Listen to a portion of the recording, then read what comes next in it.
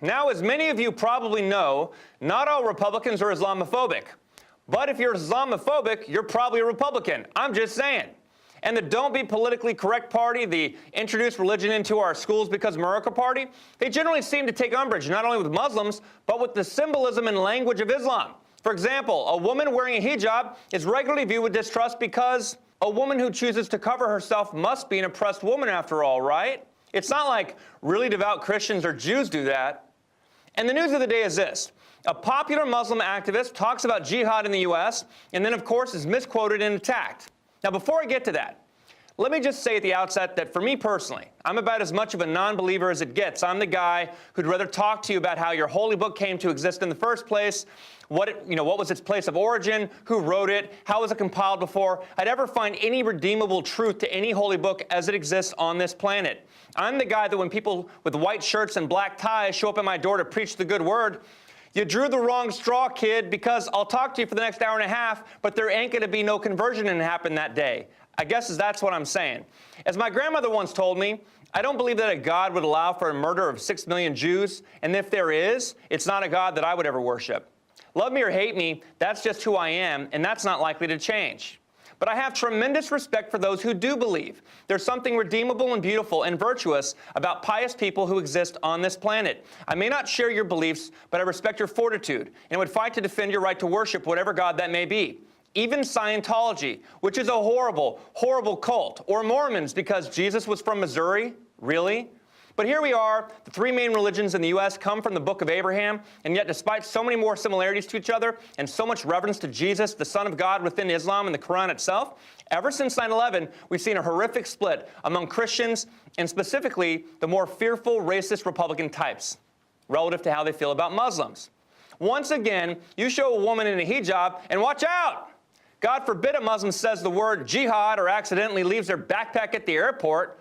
Well, one Muslim did happen to say the word jihad, and of course, what happens? All hell breaks loose. They got the Keystone Cops out. This was the headline from the Jerusalem Post. And of course, there were countless piles on, and words of her call for this supposed violent insurrection against the U.S. government trended on Twitter. What a frightening title. Linda Sarsour calls for jihad against the American government. Wow, what a dangerous person. And did you know she's Muslim? Except most of the white folk don't really understand what the word jihad even means. It means struggle. Also, the heads of conservatives are probably going to explode, but she's a Muslim who voted for the Jewish guy running for president in 2016.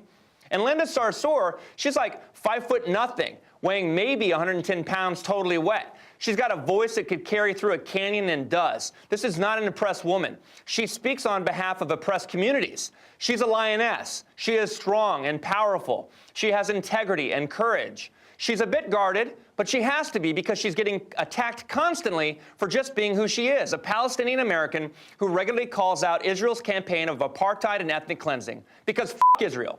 But see, I'm a white guy, so I can say that. In fact, I can be totally reckless. Just 3 days ago, I talked about Republican voters figuratively eating Trump's semen-laced biscuits because as a white male, well, let's just say it's quite the privilege. Meanwhile, she says jihad, and you got folks wondering how they can arrest her after they already engaged in the assassination of her character. Now, Yashar Ali is one of my favorite people to follow on Twitter, and this is what he said to Linda about her use of language. Nothing on Yashar, but that's one hell of a double standard we have here. In our community, and we already saw their potential when they come out every few weeks, Muslim ban 1, Muslim ban 2, Muslim ban 3. They are relentless, they are persistent and consistent, and want to see how much we as a community can endure, and want to see who our friends are, and how hard we're going to fight back against this administration. And I hope that when we stand up to those who oppress our communities, that Allah accepts from us that as a form of jihad, that we are struggling against tyrants and rulers, not only abroad in the Middle East or in the other side of the world, but here in these United States of America, where you have fascists and white supremacists and Islamophobes reigning in the White House. Well, I get it. Muslims are basically treated as second-class citizens in our country, and more than that, there's a regular correlation between terrorism and Islam that we see even though it's total bullshit. A guy walks into a church, shoots 8 people. Is it a terrorist attack?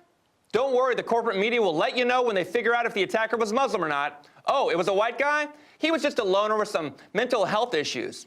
We've had police departments working with the CIA to put together databases on Muslims in this country. We have our president regularly singling Muslims out as if they were the enemy within our own borders. American Muslims are the most assimilated of all the countries in the world. They're of all colors and creeds and backgrounds. They are our neighbors and friends and personal heroes. Dave Chappelle, Muslim. Muhammad Ali, Muslim. Shaquille O'Neal, Muslim. Dr. Oz, Muslim. Ice Cube, Muslim. Mahershala Ali, Muslim.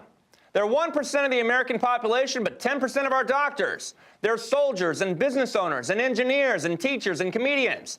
They're mothers and daughters, fathers and sons. They're part of the fabric of our country, and they're under assault by the party of Simple Jack, the party of white supremacy, the party of stupid. And when you meet one of those folks, and you'll know who they are because some of them love to say that this country was founded on Judeo-Christian principles, to which my inner voice screams, go f*** yourself. But my outward voice remains resolute. And then I drop this little bit of knowledge on this naive child of God. I ask, have you ever heard of the Treaty of Tripoli? But don't worry, that's a rhetorical question, because whatever they say, I'm going in anyway.